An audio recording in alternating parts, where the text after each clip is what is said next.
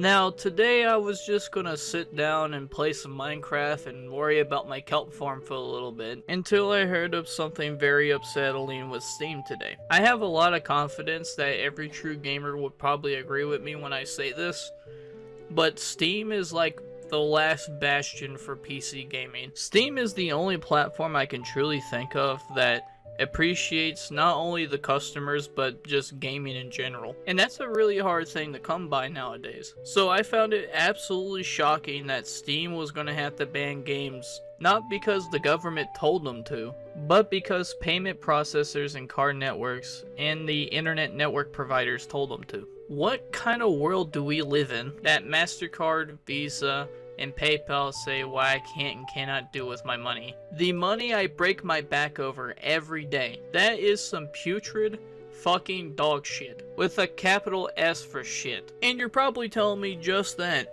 These are just games that are shovelware hunks of junk. My response is you're absolutely right. If it wasn't these credit card companies forcing Steam's hand to ban these games, I would still think Steam needs to ban these games anyway. But it's not due to the contents that's in them, but it's mainly because most of these games are content slop. I would say like 90% of these games don't even pass as video games. I mean, look at these games. I could put one of my thumbnails right next to this thing and my video would look like a MrBeast video. And that's truly saying something. And you're probably going to say that these credit card companies and these internet providers mainly ban these games mainly because it has incest in it. Honestly, who the fuck cares? I am not gonna lose sleep over someone who wants to bust their nut to an incest game. It is fucking make-believe. I don't have time to worry about that shit. I gotta sleep and wake up at 4 in the morning. The absolute problem in this situation is not the games that are being banned. It's these credit card companies and these internet providers telling you what you can and cannot buy. I mean, just imagine it for 2 minutes. Imagine you have a dog, or maybe you already have a dog, and you gotta go to Walmart to get some dog food. Go to the checkout and Visa says, well, you can't buy that dog food because you did some weird freaky shit on Pornhub. Now your dog is going through fucking starvation because MasterCard thinks you're a disgusting little being. I mean, tell me with a straight face, does that not seem a little unfair? And don't get me wrong, I think there's some things that you shouldn't be able to buy with a Visa card. Like, you shouldn't be able to go up to some place and just buy a baby with a Visa card. Or in other words, buying illegal shit. But I'm sorry to say it, depending on where you live, these games are not illegal. Morally questionable? Sure. Living in a gray area?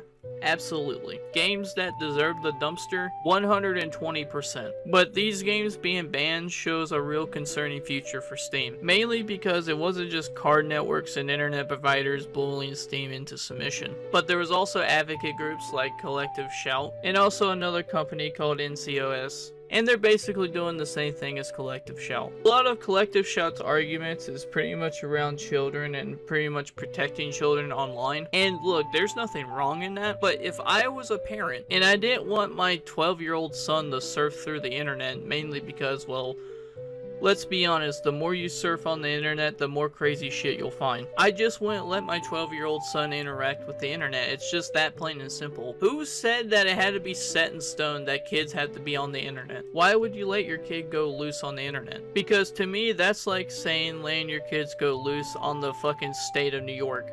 They can go anywhere in the state of New York, they just can't go outside of New York. It's just like that, but the internet is like New York times 50. Do you see what I mean? But the biggest thing that is concerning about Collective Shout is the biggest reason why I made this video in the first place. It wasn't to talk about the banned incest games.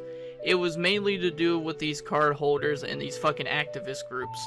Because Collective Shout has already tried to campaign over Detroit Become Human for depicting child abuse and violence against women.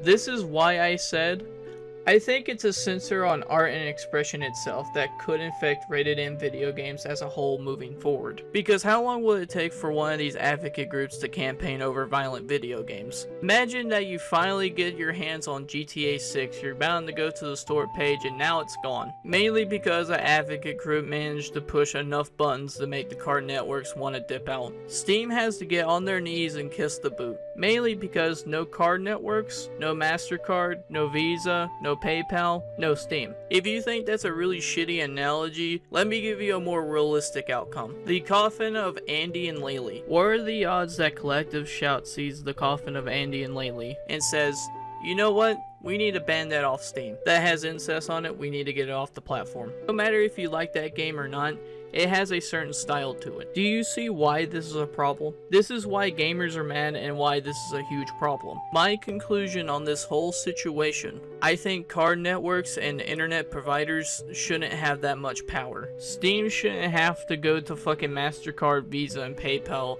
like a fucking consultant to make sure what they put on the platform is okay. I think that is just insanely stupid. Also, if I buy a product that's not illegal, I should have the right to buy that product with my own hard-earned money, plain and simple. And these advocate groups, my honest advice to Collective Shout, instead of going after these entertainment companies over what they depict in video games, maybe you should go after websites that actually depict the real thing. Just some food to chew on, alright? But yeah, that's pretty much it. Now, I know this video came off a little too serious. A lot of times in my videos, I try to joke around and try to make myself somewhat entertaining, but I honestly do love video games, and I just really wanted to give my honest thoughts without having to think of something funny to say. But tell me what you think. Like, comment, subscribe, skiddly boppity boop. I'm out.